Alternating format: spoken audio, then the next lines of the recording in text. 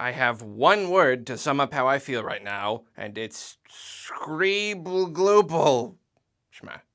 In case you haven't been paying attention, this happened. And this.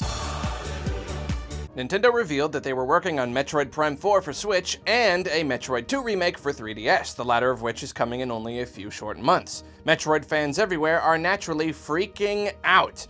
But I'm seeing a lot of people who just don't get it. How can nothing but a logo with no real footage whatsoever create this kind of reaction? Well, my friends, I would love to explain why this is such a big deal to us, and also to just talk about these games because, well, it's fun to talk about games, that's why I'm here. Metroid is a series with something of a troubled history. It's produced multiple titles that are seen by many as masterclasses in game design and has garnered a rabid following. The problem is, sales-wise, it's rarely managed to surpass pretty good status. For some titles, this was due to releasing on underperforming systems, others were crippled right out of the gate by design choices that angered fans. The last home console Metroid was Other M way back in 2010, which had fans in an uproar, and when, after so many years, Nintendo released the spin-off title Federation Force in lieu of a true title, the uproar was multiplied by 10 and the game was DOA. After all that, none of us knew where the Metroid series stood. We had no way of knowing if Nintendo understood why these games underperformed, or if they just thought we didn't like Metroid games anymore. For all we knew, Federation Force might have been the final nail in the coffin. This could have been their one last attempt to breathe new life into the series, and it just blew up in their faces. So you have to understand what it meant when that teaser popped up in the Nintendo spotlight. It wasn't just a teaser for another title in one of Nintendo's long-running series, as it might seem to an outsider. No, it was something much bigger. It was a message to the fans. It was the glorious sun breaking through the clouds and telling us that yes, the light is still there. Metroid is still a thing. Nintendo still cares, and they're making more. There's more to it, though. If Nintendo had skipped showing Prime 4 and just given us the trailer for Samus Returns, the reaction would have still been huge. It would have communicated the same thing, that they're still willing to give the series a shot. It would have still been a traditional 2D-style Metroid, which is something we haven't had in years and have been absolutely begging for. We would have been on cloud 9.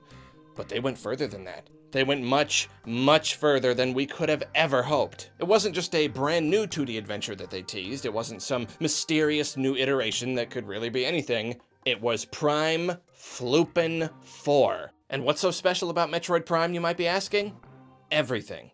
It's the Metroid universe, but so much bigger, so much more exciting and cinematic and story-rich. It does lack a bit of the tight, genius-level design of the earlier games, but it makes up for it in sheer scope and coolness. It's the series made modern, and for all these reasons, it was naturally much harder to make. There's nothing inherently wrong with 2D games, but they're just a lot less complicated. I mean, take Shadow Complex, which is one of the best Metroid games you're likely to play. Chair Entertainment designed the entire thing on graph paper before the first line of code was even written. A massive 3D adventure, though, takes a huge development team and a ton of time. Even if a time traveler had come back to me a few weeks ago and told me that Nintendo would really be bringing Metroid back, I would still doubt that it would be in the form of Prime. The last few generations have seen Nintendo return to a lot of series roots. New Super Mario Bros. Is a big thing. DK had a brief 3D stint on the N64, but returned to 2D and hasn't looked back since. Breath of the Wild dumped a lot of the newfangled 3D Zelda conventions and is basically a modern version of the first game's format. And it just wouldn't have surprised me if Nintendo said, let's go back to what made Metroid great in the first place and save on development costs to boot. I mean, I couldn't even blame them if they did that. No form of game is truer than the original. But they didn't do that. They didn't just whip together a 5 or 6 hour long 2D adventure and slap it on the Switch with a $60 price tag and sit back as we ate it up, which we most certainly would have because Metroid... No. They went, you know what was awesome? You know what fans would really like? You know what would look really impressive on our shiny new hardware? Metroid Prime. Let's do it. So then, having Samus Returns on top of all this? It just says so much. It doesn't just say Metroid is back. It says Metroid is really back. It says that Nintendo has enough faith in the series to develop 2 games at once, and that you don't have to choose between the new and the old. Both the 2D and 3D styles are represented. It doesn't matter where you are on the fan spectrum. They've got you covered. This is why it's so big, man. This is why we're losing our minds over a logo and a remake of a 26-year-old Game Boy game. But there is a lot more to talk about here than just our reactions. First, it was very interesting to learn that Retro Studios is not involved in Prime 4, despite the fact that they developed the original Prime trilogy. Now, my first reaction was one of slight worry. I mean, I think that's natural. You just don't know exactly what you're getting with a new studio. Maybe they don't understand the series like Retro did and they'll make an inferior product. But on the other hand, maybe they'll bring a fresh perspective and surprise us with its quality.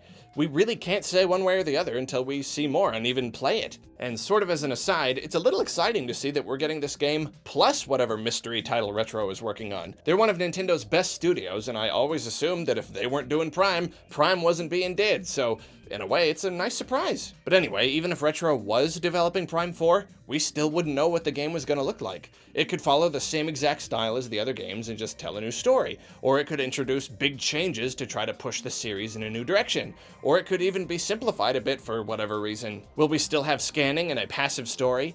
Will it use classic style progression, or will they say, forget that, 2D's for exploring, Prime is for action, and give us something closer to Hunters or Fusion? Will the game feature a multiplayer element like Prime 2 and act as Nintendo's first straight-up online competitive first-person shooter? Then a really big one, how will the game control? They could try to incorporate gyro aiming and make it like Prime 3, they could use tank controls with heavy use of lock-on like in Prime 1 and 2, or they could just use the traditional two-stick scheme seen in every other shooter. I gotta say, I'm intrigued by that idea, though it would certainly be weird at first controlling Samus with two sticks, and it would change how the game is designed. Maybe it would still feature lock-on with the second stick used for more precise aiming, kind of a mix of a traditional setup in Prime 3 and Trilogy's pointer style. One big mystery is obviously where they'll go with the story this time around. There were tidbits at the end of both Prime 3 and Federation Force that provided launching points for future games, so I'd be surprised if it didn't follow one or both threads, especially seeing as they straight up called this Prime 4 and didn't do that super annoying thing publishers like to do where they reboot a series and just give it the name of the first game again. I hate that. And you know, I keep looking at that 4 in the teaser. Does it look like it's glowy with Phazon to you, or does it just look glowy with general space glowiness? I don't know. If Phazon is featured in the story though, I hope it's not the main attraction. It already had its time in the spotlight. I want to see new threats. And wherever the story goes, one has to wonder how this will all fit into the greater Metroid universe. I mean, will this be a new trilogy? If so, just how far can you go before it starts to not fit into the timeline? Everything that happens in Prime takes place before Metroid 2. That's really early in the series. One of the producers at some point a long time ago was throwing around the idea that Prime is an alternate universe or something, but I really hope that's not true. And while I'm not getting my hopes up for this game, I hope that someday Nintendo gets over their fear of pushing the story forward and stops making midquels rather than true sequels. Zelda's got this problem too. I mean, why can't Metroid Prime 4 be Metroid 5, as it were? Why can't any game, regardless of whether it's 2D or 3D, be the next game in the timeline? Anyway, that's a whole other thing, I guess. Now, Prime is great and all, but it would be wrong to not talk some more about Samus Returns. First off, we're in a sort of similar situation developer-wise. We do in fact know who's making it. It's a developer called Mercury Steam, though some folks are worried because they haven't made a ton of games and their scores have been somewhat mixed. A plus is that one of those games was Castlevania Lords of Shadow Mirror of Fate : longest title ever on the 3DS, and 2D Castlevania is obviously pretty similar to 2D Metroid, though the game wasn't really as Metroidvania-y as the mainline titles, and as you can guess, its scores were a bit mixed. Thing is though, if early footage of Samus Returns is anything to go off of, we don't have much to worry about. The Treehouse stuff looked amazing, and nearly every hands-on report I've read has praised the gameplay. As long as it's got a ton of secrets, and you need to get new gear to progress and all that, I don't see what can go wrong. And just like with Prime, it's a little exciting that Nintendo's letting someone else handle one of their big IPs.